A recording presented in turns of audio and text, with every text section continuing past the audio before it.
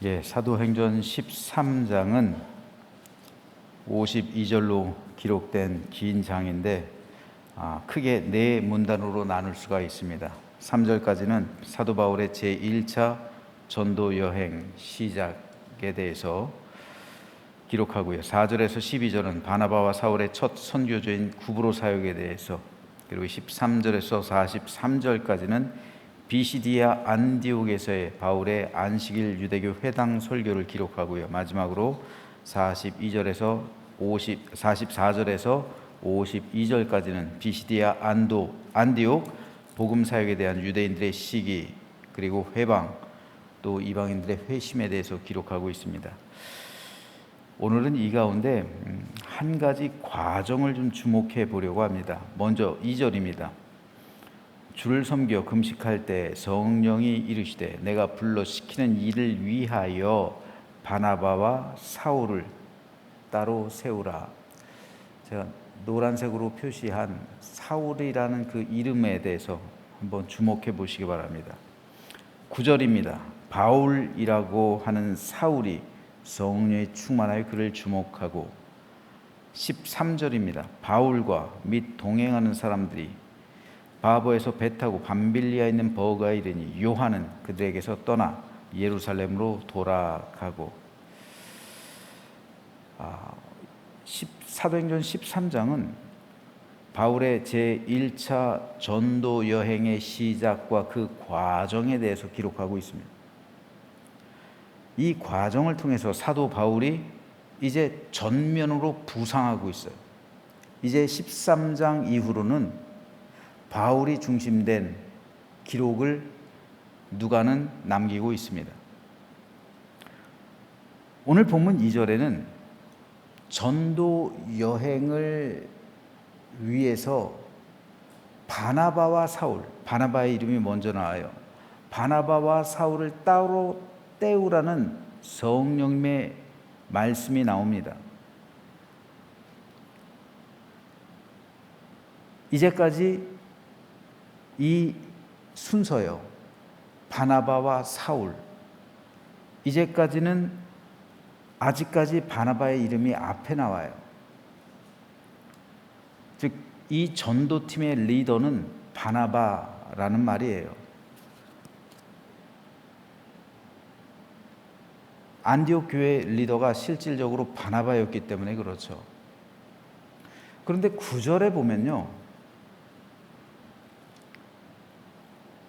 바울이라고 하는 사울, 바울이라는 이름이 처음으로 등장해요. 즉, 사울이란 이름이 바울로 전환되는 그 구절이에요. 그리고 13절에는 사울이라는 이름은 없어지고 바울이라는 이름만 쓰여요. 그리고 이 13절 이후로 사도행전 22장에서 바울이 자기가 회심하게 된 그 사건, 다메섹 도상에서의 사건을 그것을 회상할 때를 제외하고선 사울이라는 이름은 다시는 성경에 등장하지 않아요. 그리고 바울이라는 이름으로만 성경에 이후로 기록됩니다. 그러면 왜 사도행전을 기록한 누가는 사울이라는 이름 대신에 바울이라는 이름을 9절 이후로 기록하게 되었을까요? 그리고 왜 사울이라는 이름은 전혀 사용하지 않을까요? 그 중요한 이유가 있습니다. 먼저 우리가 알아야 할 사실이 한 가지 있는데, 당시 헬라파 유대인들, 다시 말해서 유대 지역을 제외하고서 다른 이방 족속들 가운데서 살고 있었던 유대인들을 헬라파 유대인들이라고 해요. 디아스포라 유대인들이에요. 즉, 우리나라라고 하면 우리나라가 아니라 미국에서, 일본에서, 중국에서, 동남아에서, 유럽에서 흩어져서 살고 있는 한국인들, 그 사람들이 한인들인데, 똑같은 한인들인데 흩어져서 살고 있는 그런 한인들이잖아요. 마찬가지로 유대인들도 유대 본토가 아니라 흩어져서 살고 있는 유대인들을 헬라파 유대인들이라고 했어요. 이들은 로마 로마 제국 안에서 살고 있었기 때문에 이들이 사용하는 언어는 로마어예요. 그래서 이 사람들은 로마식 이름을 사용했어요.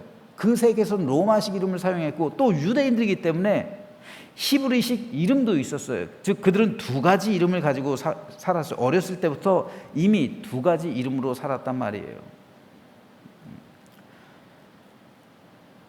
즉 사울은 히브리식 이름이에요. 바울은 로마식 이름이에요. 사울이 변해서 바울이 됐다는 게 아니란 말이에요. 원래 사도 바울은 두 가지 이름을 가지고 있었던 거예요. 어렸을 때부터. 로마식 이름은 바울, 히브리식 이름은 사울. 그리고 오늘 본문에 등장하고 있는 요한이 있죠. 요한이라는 사람들인데 요한은 히브리식 이름이에요. 그리고 로마식 이름은 마가예요. 즉 마가라는 사람, 마가복음을 기록한 마가요. 로마식 이름은 마가, 어렸을 때부터요. 마가라고 불리는 거예요. 헬라 세계에서는. 그리고 유대에 와서 히브리식 이름으로는 요한입니다. 따라서 사울과 요한은 히브리식 이름이고요. 바울과 마가는 로마식 이름이에요. 어렸을 때부터 이 두 가지 이름이 있었던 거예요. 즉 사울이 변해서 바울이 된 게 아니고 요한이 변해서 마가가 된 게 아니고 원래부터 이 두 가지 이름을 다 가지고 있었단 말이에요. 그런데 왜 9절에서 누가는 사울의 이름을 바울로 부르게 되었을까요? 복음 때문이에요. 이제까지 복음은 주로 유대인들에게만 전해졌잖아요. 하지만 13장부터 복음은 어떻게 돼요? 이방인들에게, 오늘 본문에 등장하고 있는 이 46절에 봐도요, 우리가 이방인에게로 향하노라, 바울의 놀라운 선언이 나와요. 46절에 보면 우리가 이방인에게로 향하다. 다시 말해서 이제 우리는 이방인 선교에 주력하겠다. 이게 사도 바울에게 있어서 전환점이 되는 거예요. 이제 이 복음은 유대인들이 아니라 주로 이방인들 대상을 향해서 퍼지게 되는 거예요. 그런데 그 이방인들이 살아가고 있는 땅은 어느 땅이에요? 로마 땅이잖아요. 그러니까 로마식 이름인 바울을 사용하는 거예요. 더군다나 오늘 13장에 보면은 비시디아 안디옥 그리고 구브로 지역에서 특별히 이 총독이 누구예요? 서기오 바울이잖아요. 총독의 이름도 바울이잖아요. 그러니까 자연스럽게 바울이란 이름을 누가는 사용하고 있는 겁니다. 그리고 이와 동시에 한 가지 또 중요한 사실을 발견할 수 있는 게, 바울이 이방인 복음을 위해서 리더가 되고 있어요. 오늘 본문이 기록된 이 사도행전 13장에서 바나바와 바울 일행은 구브로에서 바예수라 하는 유대인 거짓 선지자를 만나요. 그는 마술사였어요. 그런데 이 마술사가 바나바와 바울 일행을 대적합니다. 그래서 총독에게 그리고 다른 사람들에게 복음을 전하는 것을 회방해요. 그랬을 때 바울은 그 마술사가 맹인이 되게 하는 이적을 행합니다. 그래서 총독으로 하여금 깜짝 놀라서 복음을 믿게 해요. 그리고 이 이적 사건으로 인해서 바나바와 바울의 위치가 바뀌게 돼요. 즉 안디옥에서 전도팀을 꾸려서 출발할 때는 바나바라는 이름이 먼저 나오죠. 바나바와 사울. 즉 전도팀을 꾸려서 출발할 때 리더는 바나바예요. 이건 분명한 사실입니다. 하지만 전도 여행 과정 가운데 바울이 리더가 돼요. 그래서 오늘 이 43절에서도 한번 보면요, 43절에서도 누구의 이름이 먼저 나와요? 바울과 바나바를 따르니. 바나바 바울이 아니라 바울의 이름이 먼저 나와요. 46절에서도요. 바울과 바나바, 바울의 이름이 먼저 나오고요. 50절에서도요. 어떻게 돼요? 바울과 바나바를 박해하게 했다. 바나바의 이름이 뒤로 나와요. 바울이 전면 앞에 등장하고 있는 거예요. 전면적으로 등장하고 있고 바나바가 바울의 뒤에 위치하게 돼요. 자, 그렇다면 그 전도팀에 불만을 가진 사람이 없을까요? 여러분, 바나바가 왜 위대한지 아세요? 바나바는 이 모든 걸 수용해요. 바나바는 실로 겸손한 사람이에요. 그러니까 바나바가 위대한 거예요. 자기와 바울의 위치가 바뀌었잖아요. 자기가 원래 리더인데 어느새 하다 보니까 바울이 리더가 돼 있어요. 자기는 바울을 따라다녀요. 이게 바나바가 위대한 거예요. 하나님의 복음을 전하는데 자신의 신분, 지위, 자기의 리더 이런 거 다 내려놓는 거예요. 이게 바울이 위대한 인격이에요. 바나바의 위대한 인격입니다. 그런데 바나바는 그래도 바나바 옆에 있는 사람들은 그걸 못 받아들이는 거예요. 대표적인 사람이 요한이에요. 즉 마가란 말입니다. 마가. 왜요? 마가는 개인적으로 바나바의 조카예요. 친족이에요. 바나바가 삼촌이란 말입니다. 마가에. 그래서 바나바가 마가를 데리고 오는 거예요. 함께 전도 여행하자 하고 팀에 넣는 거예요. 개인적으로 자기 조카니까요. 마가가 누굽니까? 예루살렘 교회를 집으로 들인 그 사람의 아들이잖아요. 마리아의 아들이잖아요. 예루살렘 집이 마가의 집이잖아요. 그래서 마가다락방이라고 하는 거잖아요. 그래서 마가는 베드로의 양아들이 되는 거잖아요. 양아들처럼 되는 거예요. 베드로도 자기 아들이라고 표현해요. 마가를. 진짜 아들 같은 사람이 됩니다. 양아들이 되는 거예요. 그래서 베드로에게서 예수님의 그 모든 행적을 전해 듣잖아요. 그래서 기록한 게 마가복음이에요. 그런데 이 마가가 바나바의 조카이기도 했어요. 그래서 바나바의 권유로 바나바가 리더가 된 그 전도팀에 합류하게 된 거예요. 그런데 전도 여행 중에 보니까 삼촌인 바나바하고 바울의 위치가 바뀌어버려요. 아니, 이거는 우리 삼촌이 리더인데 바울이 리더가 돼가지고 어느 순간 지휘를 하고 있어요. 마가가 볼 때 꼴 보기 싫은 거예요. 인간적인 생각으로는. 바나바는 이걸 상관하지 않아요. 하지만 제3자인 마가는 이게 싫은 거예요. 그래서 전도팀을 이탈해가지고 예루살렘으로 돌아간 거예요. 나중에 바나바와 바울이 제2차 전도팀을 결성하죠. 그때 마가로 인해서 둘이 심하게 대립을 합니다. 바나바는 그래도 용서해주고 한번 다시 기회를 주자. 아직 젊지 않았냐? 젊으니까 혈기로 그랬겠지. 근데 바울은 받아들이질 않아요. 그런 사람 우리 팀에 있어서는 안 된다. 그래서 결국은 마가로 인해 갈라지잖아요, 팀이. 그래서 바나바는 마가를 데리고 1차 여행 그 지역을 다시 다니고 바울과 바나바는 실라를 데리고 다른 루트를 개척해서 다녀요. 그 이후로 사도행전에서는 바나바가 없어져요. 그리고 바울만 기록됩니다. 왜요? 누가가 바울 팀에 속했거든요. 누가가 바울을 따라다녔거든요. 사도행전을 기록한 누가가. 그러니까 자연히 바울의 행적이 드러나는 거죠. 만일 누가가 바나바 팀에 있었다면 사도행전은 바나바 행전이 됐을 거예요. 바나바의 활동을 기록했을 겁니다. 그래서 사도행전 13장이 중요한 거예요. 역사적인 전환점이 되는 아주 중요한 장입니다.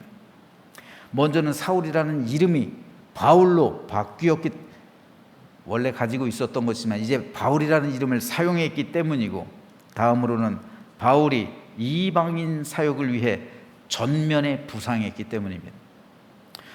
저는 이 가운데 특별히 사울이 바울이라는 이름을 사용하게 된 것에 대해서 다시 한번 주목해 보려고 합니다. 바울은 베냐민 지파죠. 따라서 베냐민 지파로서 이스라엘의 초대 왕이었던 사울의 이름을 가지고 있었어요. 사울이란 이름을 부모가 지어주었어요. 사울이란 이름은 히브리어로 요구하여 얻은 자라는 말이에요. 요구하여 얻은 자. 이스라엘이 하나님 앞에 오늘 여기서도 기록하고 있어요. 21절에 보면요, 그 후에 그들이 왕을 구하거늘 하나님이 베냐민 지파 사람 기스의 아들 사울을 40년간 주셨다. 사울이란 이름이 등장하죠. 근데 사울이란 이 이름의 뜻은 요구하여 얻은 자. 여기 나오는 거예요. 이스라엘 민족이 뭘 요구해요? 왕을 요구하잖아요. 사무엘에게 왕을 요구하잖아요. 요구해서 얻은 자가 누구예요? 사울이에요. 참 기가 막혀요. 그러고 보면 왜 하나님께서 사울을 선택하셨지? 사울이란 이름 자체가 요구하여 얻은 자예요. 그래, 너희가 나에게 왕을 요구했지. 얻은 자가 사울이다 하고 사울을 주신 거예요. 사울이란 이름, 요구해서 얻은 자. 이 이름입니다. 이스라엘이 억지로 하나님께 왕을 요구해서 얻은 자가 사울이란 말이에요. 그런데 이 바울의 부모가 사울이라는 히브리식 이름을 지어준 거예요. 왜요? 베냐민 지파니까. 베냐민 지파로서 초대 이스라엘의 왕이었던 사울의 이름을 그 아들에게 지어준 거예요. 그런데 로마식 이름인 바울은 작은이란 뜻이에요. 작은 자. 작은. 아마도 바울이 작은 아들로 태어났을 수도 있죠. 아니면 태어났을 당시 작고 왜소했을 수도 있죠. 그래서 그 아버지가 로마식 이름으로는 작은 자, 그걸 뜻하는 바울이라는 이름을 지어줬어요. 이름으로만 본다면 바울이라는 이름보다는 사울이라는 이름이 더 좋아요. 그런데 바울은 복음을 위해서 스스로를 작은 자로 여겨요. 그리고 하나님 나라를 위해 낮고 천해진 삶을 살아가는 거예요. 바울이 사울이었을 때는요, 세상에 대한 야망과 욕망이 있었어요. 어렸을 적부터 돈이 많았기 때문에 예루살렘으로 유학을 보내잖아요. 돈이 많은 집이에요. 유학을 보내서 가말리알의 수하에서 엘리트 교육을 받잖아요. 산헤드린 공회의 일원이 될 수 있는 아주 전도 유망한 청년이었죠. 바울이 사울이었을 땐 출세와 세상에 대한 성공과 이 모든 것을 위해 달려가는 사람이에요. 그 이름처럼 요구하여 얻은 자가 되기 위해서, 사울 왕처럼 되기 위해서 그렇게 살아간 사람입니다. 하지만 예수님을 만난 이후 사울은 복음을 위해 살아가는 작은 자가 됩니다. 그 모든 것을 배설물로 여긴다고 고백하잖아요. 내가 이제까지 추구했던 거 다 배설물로 여기고 작은 자로 살아가는 거예요. 겸손의 삶입니다. 낮아짐의 삶이에요. 누가 세상에서 낮아진 자의 그 삶을 살아가고 싶겠습니까? 하지만 바울은 그리스도를 위해 작은 자가 되는 길을 선택한 거예요. 그래서 바울은 결국 오늘 우리 한국 기독교인들에게 있어서 가장 닮고 싶은 사람, 가장 존경하는 성경 속 인물이 된 거예요. 설문조사를 했더니요, 우리나라 기독교인들이 가장 닮고 싶은 성경 속 인물, 성경에서 가장 존경하는 인물이 예수님을 제외하고 예수님 말고 바울이래요. 2위가 베드로고요. 여러분, 무엇을 우리가 배울 수 있을까요? 우리는 크게 된 사람, 잘 된 사람을 부러워해요. 그죠? 세상에서 출세하고 성공한 사람의 삶을 부러워해요. 그런 사람을 우린 부러워해요. 하지만 바울처럼 예수님을 위해 스스로 작아진 사람은 부러움의 대상은 아니에요. 존경의 대상이 되는 거예요. 부러움의 대상이 아니라 존경의 대상이에요. 왜 교회가 세상 사람에게 손가락질 당하고 비난당할까요? 목회자와 성도들이 자꾸 부러움의 대상이 되려고 하니까 그러는 거예요. 저와 여러분은 사람들에게 부러움의 대상이 되려 하기보다는 존경의 대상이 돼야 돼요.